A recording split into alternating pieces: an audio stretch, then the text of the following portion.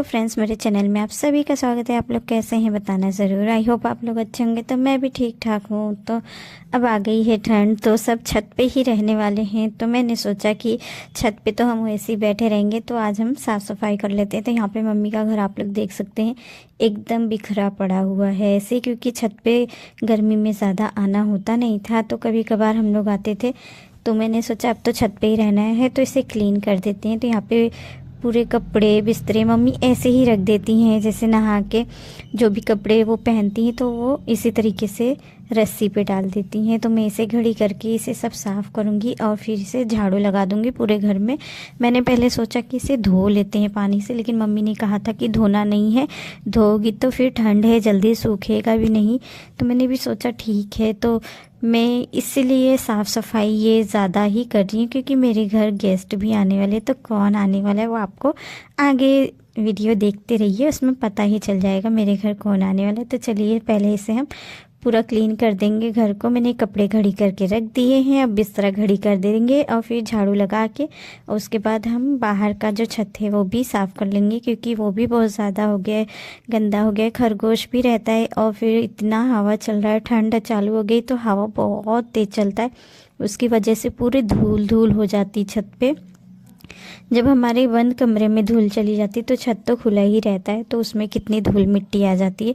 तो चलिए फिर फटाफट पहले हम घर को साफ़ कर लेंगे और फिर यहाँ पे मैंने बाहर भी अच्छे से झाड़ू लगा लेंगे। और खरगोश रखने के नाते पूरे छत पे मतलब उसने गंदा करके रखा है, पुट्टी करके रखा है, इसलिए मैं नीचे नहीं ले जा रही हूँ, क्योंकि एक ही खरगोश है। तो मम्मी कहती छत पे ही रख दिया करो, दिन भर ठहरेगा और रात में हम फिर उसे पकड़ के बंद कर देते हैं। और वो पकड़ाता भी नहीं है, इतना दौड़ाता है, हमें इतना दौड़ाता है कि मैं परेशान हो गई उसको रख के, कि मैं रोज़ भागना पड़ता है। मम्मी कहती है धूप लगने के लिए उसको छोड़ दिया करो बाहर, ताकि वो टहलते रहे। तो यहाँ पे गोलू को मैंने बोल दिया कि तुम भी चलो मेरे साथ में साफ़ सफाई कर लो और मैं भी।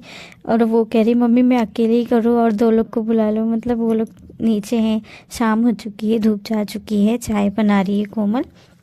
तो सोनम भी थी, मैंने उसे बोल दिया तुम कपड़े लेके नीचे जाओ, हम दोनों झाड़ू लगा के आ जाएंगे। तो यहाँ पे सारा जितना भी छत है हम दोनों ने मिलके साफ़ कर दिया, एकदम क्लीन कर दिया है। तो चलिए फिर चलते हैं नीचे। और आज हमारे यहाँ आने वाला है बारात, तो मेरे घर नहीं, जैसे सामने की खेतों में लगा हुआ है टेंट वगैरह, तो उसी से पता चल रहा है कि आज गांव में बारात आएगी। तो आप लोग यहाँ पे देख सकते हैं टेंट लगा हुआ है। तो चलिए शाम को मिलते हैं बारात में, देखते हैं कैसा बारात आता है।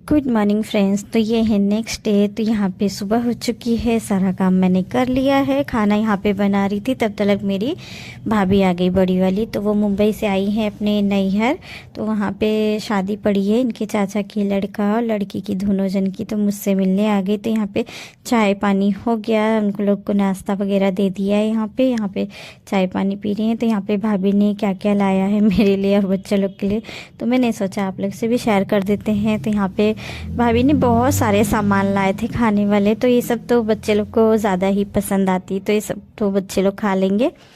और फिर चल रहे हैं, खाना मैंने बना लिया है, तो भाभी को और उनके भैया को खाना दे देते हैं। तो दीदी के जो भाभी के भैया हैं वो आए हैं लेके, तो यहाँ पे इतने सारे सामान खाने के लिए आए हैं, तो बच्चे लोग तो खुश हो जाते हैं ये सारी चीज़ें देख के। तो यहाँ पे जेठानी जी भी आ गई थी और फिर मेरी देवरानी जी भी आ गई थी, तो वहाँ पे सब हम लोग बैठ के बातें कर रहे हैं। यहाँ पे अच्छे से बातें शातें हो गई, तो सब अपने अपने घर चले गए। तो फिर मैंने कहा कि चलिए आप लोग को खाना दे देती हूँ, ताकि टाइम से खाना भी खा लेंगे। और फिर भाभी को आज ही जाना है, क्योंकि टाइम उनके पास है नहीं। उनके घर में 2 शादियाँ हैं। लड़की की तो शादी हो गई है फ़िलहाल, लेकिन लड़के की अभी बाकी है। तो आज ही तिलक भी आने वाला है। तो यहाँ पे मम्मू जब से आया है तब से वो साइकिल ही चला रहा है। उसे साइकिल चलाना बहुत पसंद है। तो मुंबई में चलाने नहीं देती भाभी, क्योंकि हम लोग जहाँ पे रहते हैं वहाँ पे गाड़ी बहुत चलती है, तो इसलिए भाभी कहती तुम साइकिल मत चलाया करो।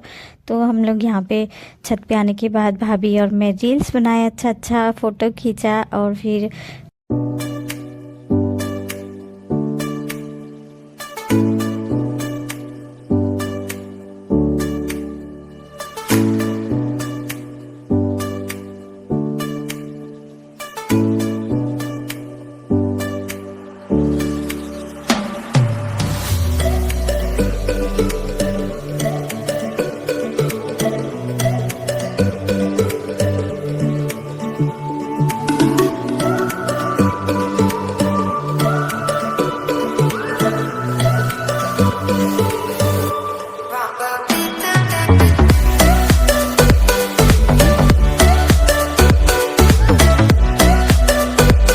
तो यहाँ पे छत पे से आने के बाद मम्मी ने भाभी जी की विदाई की। तो यहाँ पे मम्मी जी ने साड़ी दिया था, तो मैंने कहा कि अरे थोड़ा सा मुझे भी दिखा दो, मैं अपनी थोड़ा दोनों लोग का फ़ोटो ले लूँ कि हाँ कैसी विदाई हो रही है भाभी जी की। तो भाभी ने कहा हाँ क्यों नहीं। तो यहाँ पे भाभी जी की तो विदाई हो गई, बच्चे लोग की भी विदाई यहाँ पे मम्मी जी दे रही हैं। तो बच्चे लोग मतलब हम लोग भी जब छोटे छोटे थे ना, तो इंतज़ार करते थे कि मेहमान आएंगे और फिर हमें विदाई मिलेगी। तो सारे ही बच्चे लोग में ऐसा होता था, चाहे वो हम हो चाहे हमारे बच्चे हों, बहुत ही खुशी होती थी जब विदाई हमको मिलती थी।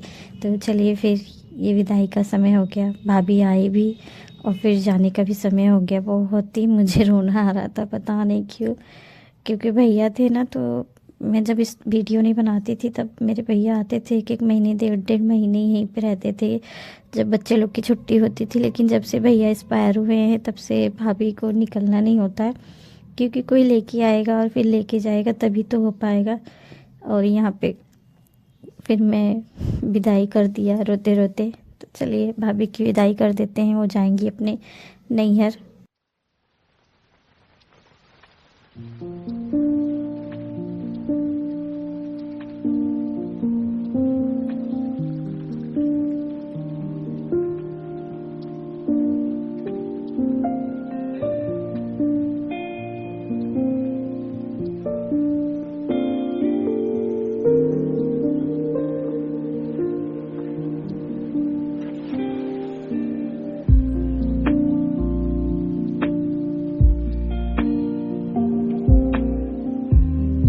पे भाभी जी की विदाई हो गई, वो अपने अब घर जा रही हैं। तो इस वीडियो को मैं यहीं पे एंड करूँगी, फिर मिलेंगे नेक्स्ट वीडियो में। तब तक के लिए बाय बाय। अगर मेरा ब्लॉग आप लोग को अच्छा लगता है तो प्लीज़ लाइक शेयर कमेंट करना, सब्सक्राइब करना तो लाइक ज़रूर करना।